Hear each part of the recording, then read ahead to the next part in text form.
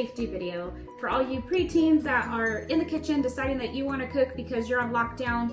And you know, there's some things that my kids didn't even know that are dangerous. So we're going to show you some things that you should not do if you're in the kitchen and going to try to cook.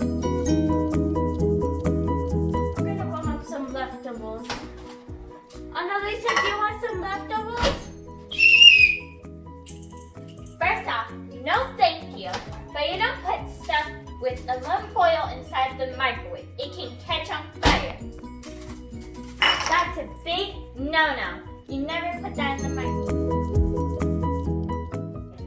I'm gonna make some eggs for breakfast. Analisa, do you want some eggs? Okay, no thank you.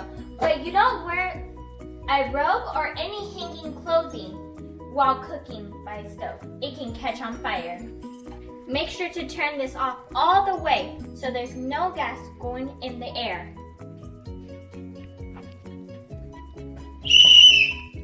Not playing ball in the kitchen. That's a safety hazard. Put something stuck. Let me turn on the garbage system.